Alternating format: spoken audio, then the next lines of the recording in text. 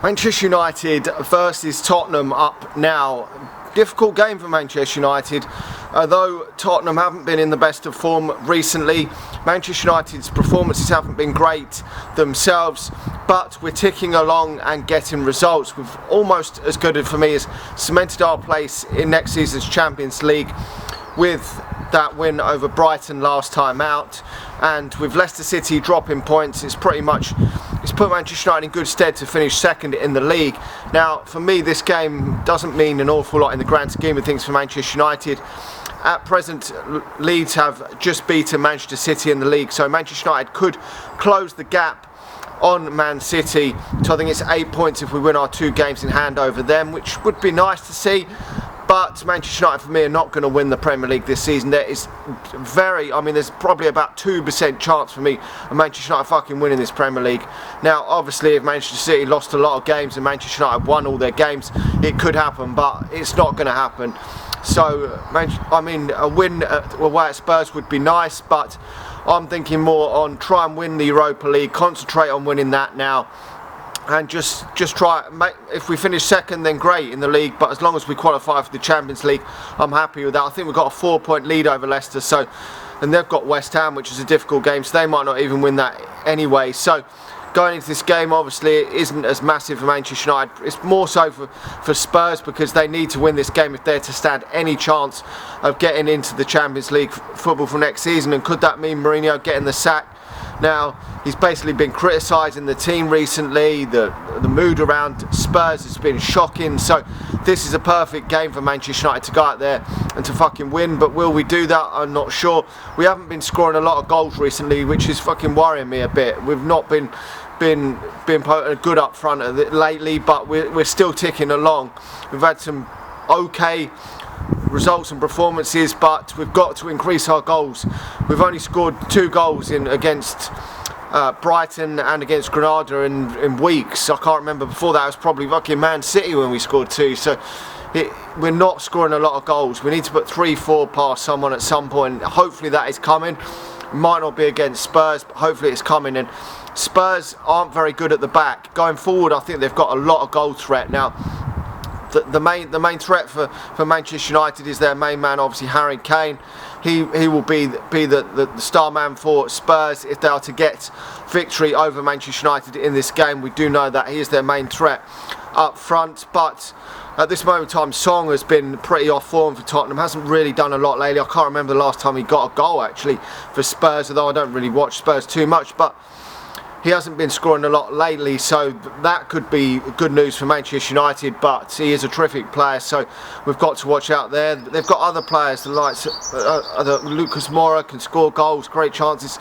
They've got other decent players in there that can create stuff, so it's not going to be an easy game for Manchester United. Attacking wise, they're good going forward, but Manchester United haven't been letting a lot of goals in recently.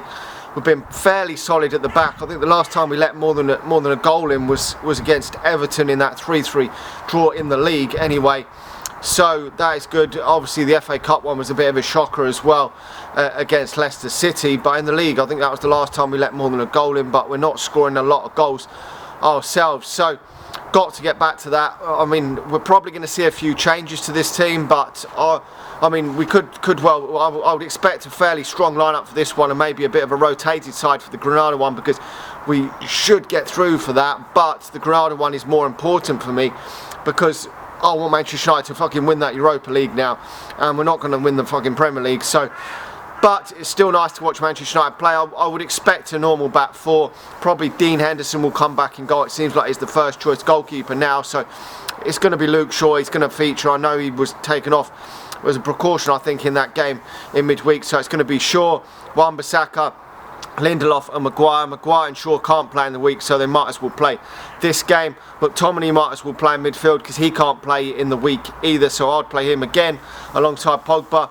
And then Bruno Fernandes is obviously going to be in there. There's no question about that. I would rest him in midweek against Granada and bring Donny van de Beek back in against Granada. But for this one, I would keep him in because against Granada, we're not going to lose the game because Donny van de Beek's on the pitch. So, and we've got to lose that fucking 3-0. So we might as well rotate the side a bit more in that one.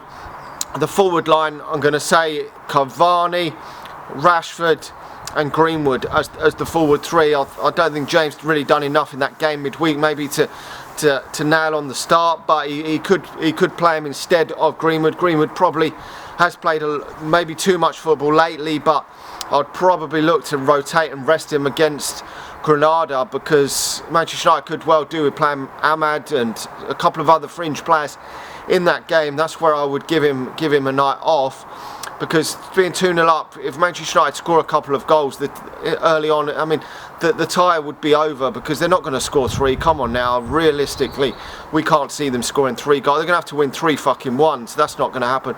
But I think he'll bring Cavani back into the starting lineup, maybe give Rashford that rest in midweek against Granada. That would be where I would say that Manchester United could really do with giving 2 or 3 players the night off in that game, plus with the suspensions as well, because I mean they've let a lot of goals in Granada. We can go there and score into that game and score a couple of goals as well. But that's how I would line up, fairly strong. If Rashford can't last the 90 minutes, then we'll have to take him off again, but he's got to start, because we don't have many other options in the squad that's going to do what Marcus Rashford's doing. Yes, Marcus Rashford hasn't been in great form this season, but fucking hell, 20 goals now for the season, 31 goal contribution in all competitions, including assists, which is fucking phenomenal for a left winger, left wide forward, would you call him? Just phenomenal output. He's still only 23 years of age. Could he hit the 25 goal mark this season in all competitions? I think he can, because we're going to probably have another 3 games in the Europa League. I personally wouldn't play him in that game against Granada, but we'll still have another 2 games after that should we qualify, maybe a final, and we've got like 8 league games as well, so he could have 10, 11, maybe even 12 games left of the season for him to get a couple of goals, 2 or 3, 5 goals maybe, to get up to that 25 goal mark, which would be a phenomenal return. He got 23 last year, so if he could improve on that this year, again, that would be great, considering he's had injury problems to deal with.